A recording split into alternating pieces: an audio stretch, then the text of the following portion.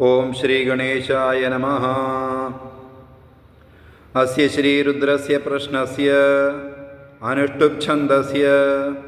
अघोर ऋषिः संघर्षणमूर्तिस्वरूपो योऽसावादित्यः परमपुरुषः स एष रुद्रो देवता।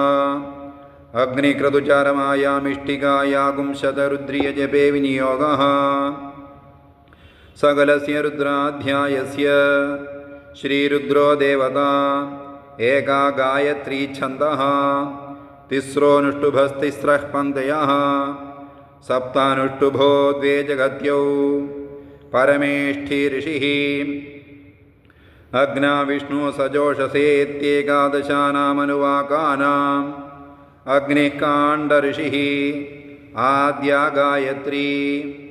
आग्ना वैष्णवी शिष्टं यजुः वाजादयोन्नादिविशेषा देवताः। महाविराट् छन्दः नमः शम्भवेदि बीजं मयो भवेदि शक्तिः नमः शङ्करायेदि बीजं मयस्करायेदि शक्तिः नमः शिवायेदि बीजं शिवतरायेदि शक्तिः ओंकारो बीजं मायाशक्तिः ब्रह्मा बीजं सुषुम्ना शक्तिः नमः ऋषिकृभ्यो धन्वकृभ्य इति कीलकम्। श्रीसदाशिवप्रीत्यर्थे जपे विनियोगः। हरिः ओम्। इडादेवहोर्मनुर्यज्ञनीर्बृहस्पतिरुक्थामदानि शगुंसि षद्विश्वे देवा सूक्तवाजः पृथिवीमाधर्मा माहि गुंसीर् मधुमनिष्ये मधुजनिष्ये मधुवक्ष्यामि मधुवदिष्यामि मधुमतीं देवेभ्यो वाचमुद्यासगुं शुश्रूषेण्यां मनुष्येभ्यस्तम्मा देवा अवन्तु शोभायै पितरोऽनुमदन्तु। ॐ शान्ति शान्ति शान्तिः। ॐ नमस्ते रुद्रमन्यव उदोत इषवे नमः। नमस्ते अस्तु धन्वने बाहुभ्यामुदते नमः। याद इषुः शिवतमा शिवं बभूव ते धनुः शिवा शरव्या यातवतया नो रुद्रमृडया। यादे रुद्रशिवा तनूरघोरा पापकाशिनी तया नस्तनुवाशन्तमया गिरिशन्ताभिजागशीः। यामिषं गिरिशन्तहस्ते बिभर्ष्यस्तवे शिवाङ्गिरित्रतां कुरु माहि गुंसीः पुरुषं जगद। शिवेन वजसा त्वा गिरिशाच्छावतामसि यथा न सर्वमिज्जगदयक्ष्मगुं सुमना असत।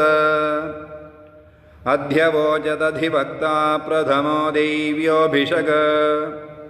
अहिगुंश्च सर्वान् जम्बयन् सर्वाश्च यादुधान्यः।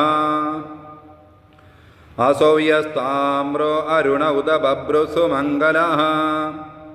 ये जेमागुं रुद्र अभिदो दिक्षु श्रिदा सहस्रशो वैशागुं हेड ईमहे। असौ यो वसर्पति नीलग्रीवो विलोहितः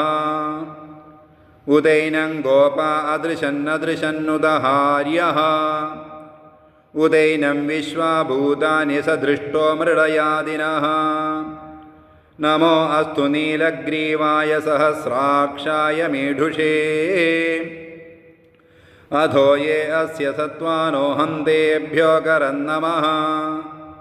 प्रमुञ्च तन्वनस्त्वमुभयोरार्त्नियोर्ज्याम् याश्च देहस्तैषवः पराता भगवो वपा।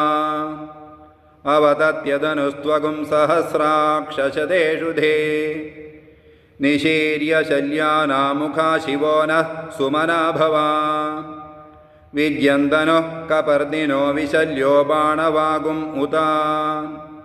अनेशन्नस्येषव आबुरस्य निषङ्गधिः।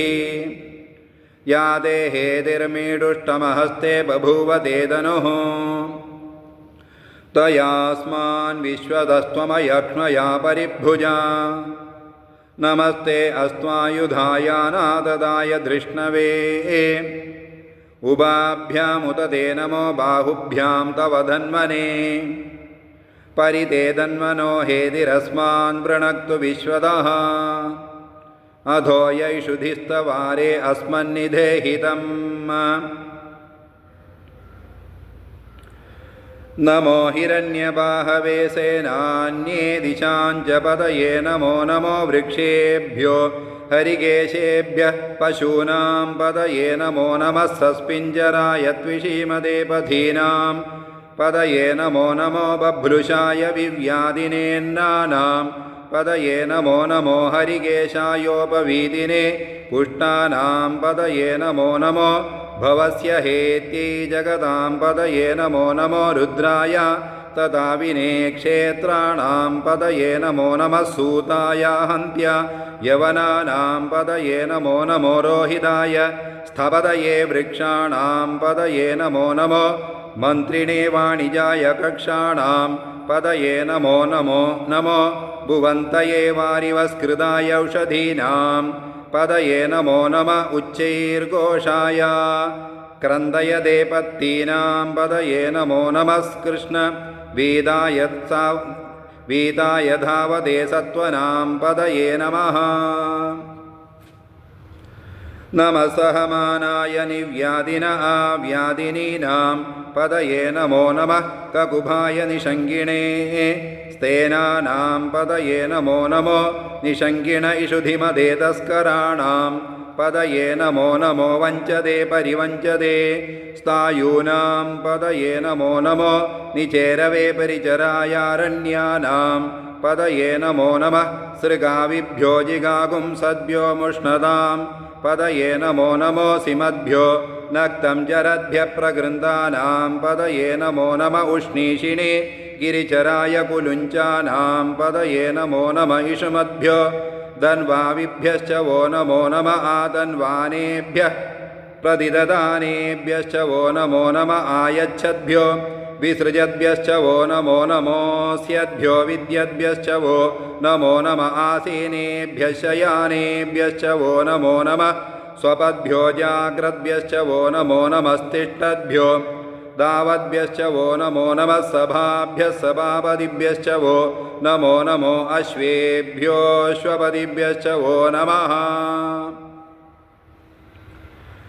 नम आव्याधिनीभ्यो विविध्यन्तीभ्यश्च वो नमो नम उगणाभ्यस्त्रुगुंहतीभ्यश्च वो नमो नमो गृत्सेभ्यो गृत्सपतिभ्यश्च वो नमो नमो व्रातेभ्यो व्रातपतिभ्यश्च वो नमो नमो गणेभ्यो गणपतिभ्यश्च वो नमो नमो विरूपेभ्यो विश्वरूपेभ्यश्च वो नमो नमो महद्भ्यः क्षुल्लकेभ्यश्च वो नमो नमो रथिभ्यो रथेभ्यश्च वो नमो नमो रथेभ्यो रथपतिभ्यश्च वो नमो नमः सेनाभ्यः सेनानिभ्यश्च वो नमो नमः क्षत्रिभ्यः सङ्गृहीतृभ्यश्च वो नमो नमस्तक्षभ्यो रथकारेभ्यश्च वो नमो नमः कुलालेभ्यः कर्मारेभ्यश्च वो नमो नमः कुञ्जिष्टेभ्यो निषादेभ्यश्च वो नमो नमः इषुकृद्भ्यो धन्वकृद्भ्यश्च वो नमो नमो मृगयुभ्यश्वनिभ्यश्च वो नमो नमः श्वभ्यश्वपतिभ्यश्च वो नमः नमो भवाय च रुद्राय च नमः शर्वाय च पशुपतये च नमो नीलग्रीवाय च शितिकण्ठाय च नमः कपर्दिने च व्युप्तकेशाय च नमः सहस्राक्षाय च शतधन्वने च नमो गिरिशाय च जिविविष्टाय च नमो मीडुष्टमाय चेषुमदे च नमो ह्रस्वाय च वामनाय च नमो बृहते च वर्षीयसे च नमो वृद्धाय च संवृद्वने च नमो अग्र्याय च प्रथमाय च नमः आशवे जाजिराय च नमः शीघ्रियाय च शीभ्याय च नमः ऊर्म्याय च वस्वन्याय च नमः स्रोतस्याय च द्वीप्याय च नमो ज्येष्ठाय च कनिष्ठाय च नमः पूर्वजाय च परजाय च नमो मध्यमाय च पगल्पाय च नमो जगन्याय च पुत्र्याय च नमः सोऽभ्याय च प्रतिसर्याय च नमो याम्याय च क्षेम्याय च नम उर्वर्याय च खल्याय च नमः श्लोक्याय च वसान्याय च नमो वन्याय च कक्ष्याय च नमः श्रवाय च प्रतिश्रवाय च नम आशुषेणाय च आशुरथाय च नमः शूराय च वबिन्धते च नमो वर्मिणे च वरूथिने च नमो बिल्मिने च कवचिने च नमः श्रुताय च श्रुतसेनाय च नमो दुन्दुभ्याय च हनन्याय च नमो दृष्णवे च प्रमृशाय च नमो दूताय च प्रहिताय च नमो निशङ्किणे चेषु धिमते च नमस्तीक्ष्णेशवे चायुधिने च नमः स्वायुधाय च सुधन्वने च नमः श्रुत्याय च पथ्याय च नमः काट्याय च नीप्याय च नमः सूद्याय च सरस्याय च नमो नाद्याय च वैशन्ताय च नमः कूप्याय च वट्याय च नमो वर्ष्याय च वर्ष्याय च नमो मेघ्याय च विद्युत्याय च नम ईद्रियाय च तप्याय च नमो वात्याय च रेश्मियाय च नमो वास्तव्याय च वास्तुपाय च नमः सोमाय च रुद्राय च नमस्ताम्राय च अरुणाय च नमः शङ्गाय च पशुपतये च नमः उग्राय च भीमाय च नमो अग्रे वदाय च दूरे वदाय च नमो हन्द्रे च हनीयसे च नमो वृक्षेभ्यो हरिकेशेभ्यो नमस्ताराय च नमः शम्भवे च मयोभवे च नमः शङ्कराय च मयस्कराय च नमः शिवाय च शिवतराय च नमस्तीर्त्याय च गूल्याय च नमः पार्याय च वार्याय च नमः प्रतरणाय चोत्तरणाय च नमः आतार्याय च लाद्याय च नमः षष्ट्याय च फेन्याय च नमः सिकत्याय च प्रवाह्याय च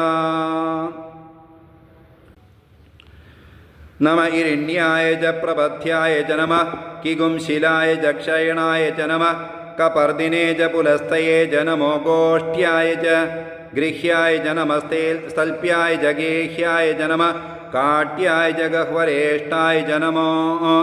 हृदयाय च निवेश्याय च नमः पागुं सव्याय च रजस्याय च नमः शुष्क्याय च हरित्याय च नमो लोप्याय च लप्याय च नमः ऊर्व्याय च सूर्म्याय च नमः पर्ण्याय च पर्णशद्याय च नमो पगुरमाणाय च विघ्नते च नमः आख्यदते च प्रखिदते च नमो व किरिकेभ्यो देवानागुं हृदयेभ्यो नमो विक्षीणकेभ्यो नमो विजिन्वत्केभ्यो नम आनिर्हतेभ्यो नम आमीवत्केभ्यः द्रापे अन्धसस्पदे दरिद्रं नीललोहिता येषां पुरुषाणामेषां पशूनां माभेर्मा रोमो येषां किञ्चनाममत या ते रुद्रशिवा तनो शिवा विश्वाह भेषजी शिवा रुद्रस्य भेषजी तया नो मृडजीवसे इमागुं रुद्राय तपसे कपर्दिने क्षयद्वीराय प्रभरामहे मतिं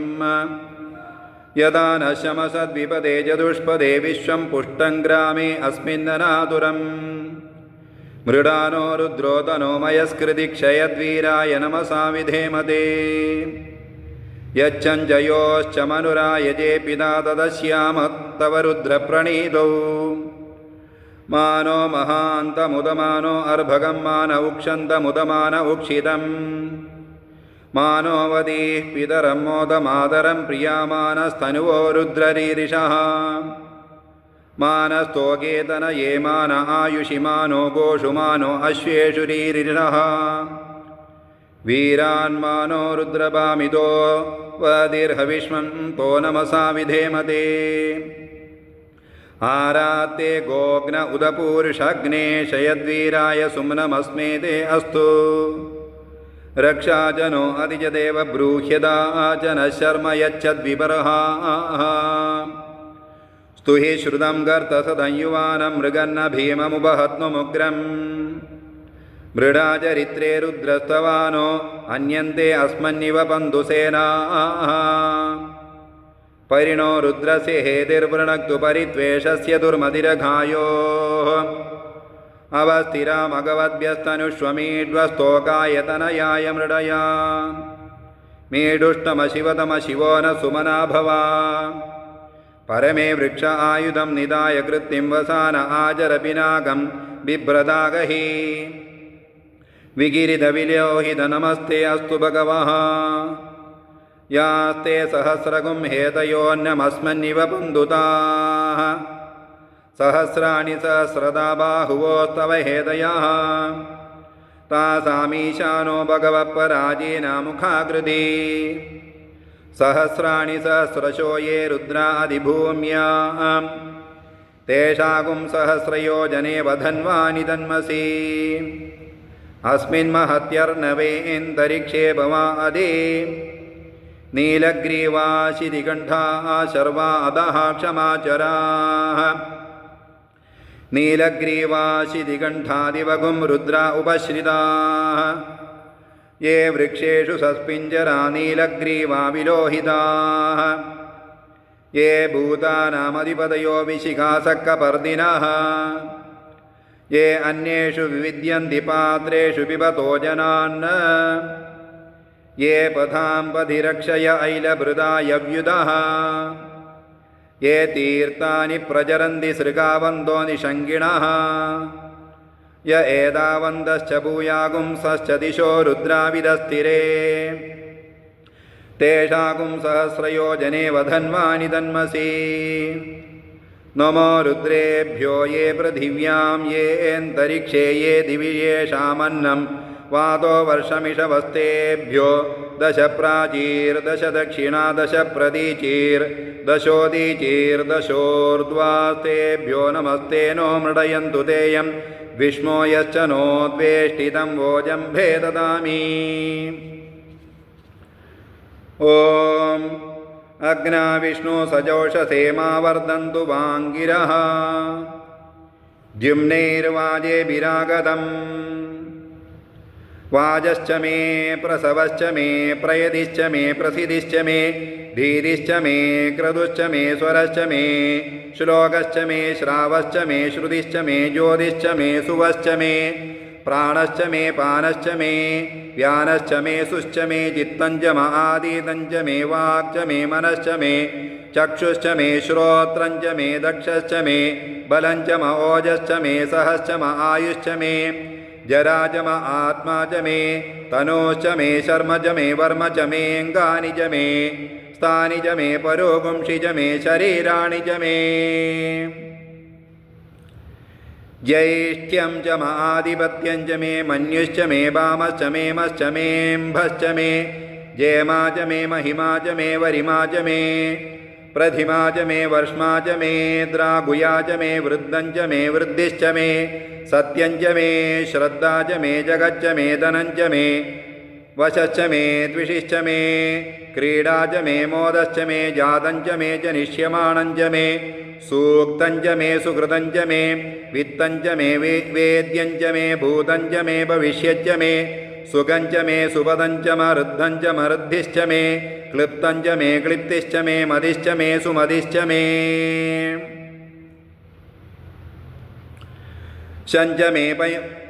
शञ्च मे मयश्च मे प्रियं च मेऽनुकामश्च मे कामश्च मे सौमनसश्च मे भद्रं च मे श्रेयश्च मे वस्यश्च मे यशश्च मे भगश्च मे द्रविणं च मे यन्ता च मे धर्ता च मे क्षेमश्च मे धृतिश्च मे विश्वं च मे महश्च मे संविच्च मे ज्ञात्रं च मे सूश्च मे प्रसूश्च मे सीरं च मे लयश्च मरुदं च मे मृदं च मे यक्ष्मं च मे नामयच्च मे जीवादुश्च मे दीर्घायुत्वं च मे नमित्रं च मे भयं च मे सुगं च मे शयनं च मे सूषा च मे सुदिनं च मे ऊर्च मे सूनृता च मे पयश्च मे रसश्च मे घृतं च मे मधुश्च मे सक्तिश्च मे सपेदिश्च मे कृषिश्च मे वृष्टिश्च मे जैत्रं च महोद्भिद्यं च मे रयिश्च मे रायश्च मे पुष्टं च मे पुष्टिश्च मे विभुज मे प्रभुज मे बहुज मे भूयश्च मे पूर्णं च मे पूर्णतरं च मे क्षितिश्च मे कूयवाश्च मेऽन्नं च मे शुच्च मे व्रीहयश्च मे यवाश्च मे माषाश्च मे तिलाश्च मे मुद्गाश्च मे खल्वाश्च मे गोधूमाश्च मे मसुराश्च मे प्रियङ्गवश्च मेणवश्च मे श्यामागाश्च मे नीवाराश्च मे अस्माच मे मृत्तिकाच मे गिरयश्च मे पर्वताश्च मे सिगताश्च मे वनस्पतयश्च मे हिरण्यञ्च मे यश्च मे सीसञ्च मे त्रपुश्च मे श्यामञ्च मे लोहञ्च मे अग्निश्च म आपश्च मे वीरुदश्च म ओर्दयश्च मे कृष्टपच्यञ्च मे ग्राम्याश्च मे पशवारण्याश्च यज्ञेन कल्पन्ताम् वित्तञ्च मे वित्तिश्च मे भूतञ्च मे भूतिश्च मे वसुज मे वसतिश्च मे कर्मच मे शक्तिश्च मे अर्थश्च म एमश्च म इदिश्च मे गतिश्च मे अग्निश्च म इन्द्रश्च मे सोमश्च म इन्द्रश्च मे सविता च म इन्द्रश्च मे सरस्वती च म इन्द्रश्च मे पूषा च म इन्द्रश्च मे बृहस्पतिश्च म इन्द्रश्च मे मित्रश्च म इन्द्रश्च मे वरुणश्च म इन्द्रश्च मे त्वष्टा च म इन्द्रश्च मे दाता च म इन्द्रश्च मे विष्णुश्च म इन्द्रश्च मे श्विनौ च म इन्द्रश्च मे मरुदश्च म इन्द्रश्च मे विश्वे च मे देवा इन्द्रश्च मे पृथिवी च म इन्द्रश्च मे अन्तरिक्षं च म इन्द्रश्च मे द्यौश्च म इन्द्रश्च मे दिशश्च म इन्द्रश्च मे मूर्धा च म इन्द्रश्च मे प्रजापतिश्च म इन्द्रश्च मे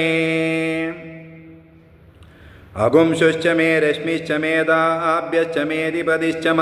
उपागुंशुश्च मेऽन्तर्यामश्च म ऐन्द्रवायवश्च मे मैत्रावरुणश्च म आश्विनश्च मे प्रतिप्रस्थानश्च मे शुक्रश्च मे मन्थी च म आग्रयणश्च मे वैश्वदेवश्च मे ध्रुवश्च मे वैश्वानरश्च म ऋतुग्रहाश्च मे दिग्राह्याश्च म ऐन्द्राग्नश्च मे वैश्वदेवश्च मे मरुत्वदीयाश्च मे माहेन्द्रश्च म आदित्यश्च मे सावित्रश्च मे सारस्वतश्च मे पौष्णश्च मे पाज्ञीवदश्च मे हारियोजनश्च मे इद्मश्च मे बर्हिश्च मे वेदिश्च मे दृष्णियाश्च मे सृजश्च मे जमसाश्च मे ग्रावाणश्च मे स्वरवश्च म उपरवाश्च मे दिशवणे च मे द्रोणकलशश्च मे वायव्यानि च मे पूतभृच्च म आदवनीयश्च म आग्नीन्द्रञ्च मे हविर्दानञ्च मे ग्रहाश्च मे सदश्च मे पुरोडाशाश्च मे पजदाश्च मे वृधश्च मे स्वगाकारश्च मे अग्निश्च मे घर्मश्च मे अर्कश्च मे सूर्यश्च मे प्राणश्च मे श्वमेधश्च मे पृथिवी च मे दिदिश्च मे द्यौश्च मे शक्वरीरङ्गुलयोदिशश्च मे यज्ञेन कल्पन्तां ऋक्ष मे सामच मे स्तोमश्च मे युजुश्च मे दीक्षा च मे तपश्च म ऋतुश्च मे व्रतञ्च मे होरात्रयोर्वृष्ट्या बृहद्रथं तरे च मे यज्ञेन कल्पेताम् गर्भाश्च मे वत्साश्च मे त्रिविश्च मे त्रिवीज मे दित्यवाच्च मे दित्योहि च मे पञ्चाविश्च मे पञ्चावीज मे त्रिवत्सश्च मे त्रिवत्सा च मे तुर्यवाच्च मे तुर्यौहि च मे पष्ठवाच्च मे पष्ठौहि च म उक्षा च मे वशा च म ऋषभश्च मे वेहच्च मे नड्वाञ्च मे धेनुश्च म आयुर्यज्ञेन कल्पताम् प्राणो यज्ञेन कल्पतामपानो यज्ञेन कल्पताम्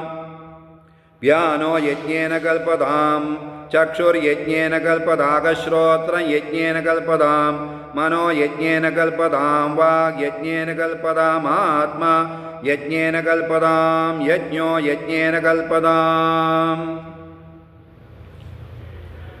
एकाच मे तिस्रश्च मे पञ्चच मे सप्तच मे नवच मे एकादश च मे त्रयोदश च मे पञ्चदश च मे सप्तदश च मे नवदश च मे एकविंशतिश्च मे त्रयोविंशतिश्च मे पञ्चविंशतिश्च मे सप्तविंशतिश्च मे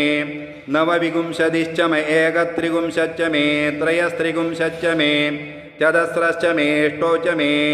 द्वादश च मे षोडश च मे विंशतिश्च मे चतुर्विंशतिश्च मे अष्टाविंशतिश्च मे द्वात्रिंशच्च मे षट्त्रिंशच्च मे चत्वारिंशच्च मे चतुश्चत्वारिंशच्च मे अष्टाचत्वारिंशच्च मे वाजश्च प्रसवश्च पिजश्च क्रतुश्च सुवश्च मूर्धा च व्यश्नियश्चान्त्यायनश्चान्त्यश्च भुवनश्च भुवनश्चाधिपतिश्च ഓം ഇടാദേവഹോർമനുര്യജ്ഞനീർബൃഹസ്പതിരുക്താമദാനിശകുംസിഷദ്വിശ്വേ ദേവാസു തവാജ പൃഥിവിമാധർമാമാഹി ഗുംസീർ മധുമനിഷ്യേ മധുജനിഷ്യേ മധുവക്ഷ്യാമി മധുവദിഷ്യാമി മധുമതീം ദേവേഭ്യോ വാചമുദ്യാസുകും ശുശ്രൂഷേണ്യാം മനുഷ്യേഭ്യസ്തം മാ ദേവാ അവന്തു ശോഭായൈ പിതരോനുമദന്തു. ഓം ശാന്തി ശാന്തി ശാന്തി. ഓം നമഃ ശിവായ.